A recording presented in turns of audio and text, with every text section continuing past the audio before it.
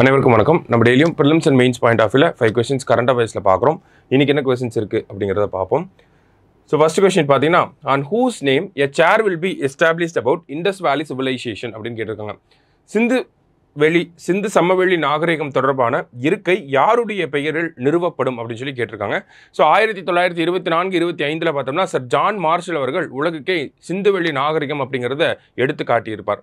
அதனுடைய நூற்றாண்டு விழாவை நம்ம அனுசரிக்கணுங்கிற வகையில் தமிழக பட்ஜெட்டில் இதை பற்றின ஒரு விழா கொண்டாடப்படும் அப்படிங்கிறத சொல்லியிருப்பாங்க. அந்த விழாவில் நம்ம முதலமைச்சர் 2 முக்கிய அறிவிப்புகளை வெளியிட்டிருக்கிறார்.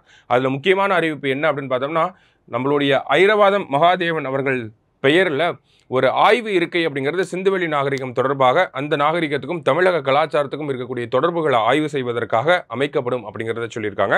அது மட்டும் இல்லாமல் இந்த சிந்துவெளி எழுத்து வடிவம் அப்படிங்கிறது இருக்குது, ஓகேங்களா? அந்த எழுத்து வடிவம் அந்த ஸ்கிரிப்டை யாருமே இன்னும் புரிந்து கொள்ளப்படாமல் இருக்குது, டிசைஃபர் பண்ணாமல் இருக்காங்க. ஸோ அதை டிசைஃபர் பண்ணக்கூடிய நபர்களுக்கோ இல்லை ஆர்கனைசேஷனுக்கோ $1 மில்லியன் அமெரிக்க டாலர் 10 லட்சம் கோடி ரூபாய் அமெரிக்க டாலர் வந்து பரிசாக வழங்கப்படும் அப்படிங்கிறத சொல்லியிருக்கார். சரிங்களா? ஸோ இந்த கேள்விக்கு சரியான விடை ஐரவாதம் மகாதேவன் அவர்கள் தான். சரியா? அடுத்ததாக பார்த்தோம் அப்படின்னா Modhweth festival is celebrated by which tribal group in Tamil Nadu அப்படின்னு கேட்டிருக்காங்க. மோட்வர்த் திருவிழா தமிழ்நாட்டின் எந்த பழங்குடியினரால் கொண்டாடப்படுகிறது அப்படின்னு கேட்டிருக்காங்க. ஸோ தோடர்கள் கொண்டாடக்கூடிய இந்த விழாவை தான் நம்ம மோட்வர்த் அப்படின்னு சொல்லி சொல்கிறோம். ஸோ இந்த விழா ஒவ்வொரு நியூ இயர்க்கு அப்புறம் இவங்க அந்த ஃபர்ஸ்ட் வீக்கில் செலிப்ரேட் பண்ணுவாங்க. சரியா? ஸோ அடுத்த கேள்வி பார்த்தீங்கன்னா the longest national highway in India. So தமிழில் தப்பாக இருக்குது. லாங்கஸ்ட் நேஷனல் ஹைவே, ஓகேங்களா? நீளமான இந்த தேசிய நெடுஞ்சாலை எது அப்படின்னு பார்த்தோன்னா NH44. ஜிகே சார்ந்த கேள்வி தான் இது. சரிங்களா? NH44 தான் லாங்கஸ்ட் நேஷனல் ஹைவே. அடுத்ததாக பார்த்தீங்க அப்படின்னா NVS-02 satellite is part of which navigation system அப்படின்னு சொல்லி கேட்டிருக்காங்க.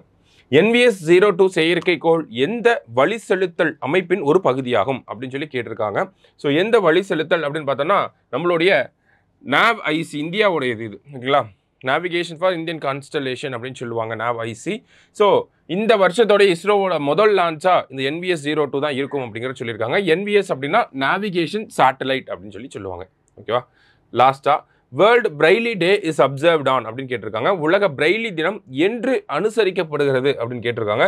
ஸோ ஜனவரி 4ஆம் தேதி தான் நம்ம வேர்ல்டு பிரெய்லி டே அப்படின்னு சொல்லி அப்சர்வ் பண்ணுறோம். சரிங்களா? ஸோ இன்னைக்கு 5 questions பார்த்துருக்கோம். தேங்க்யூ. சுரேஷ் IAS அகாடமி வெற்றியின் முகவரி.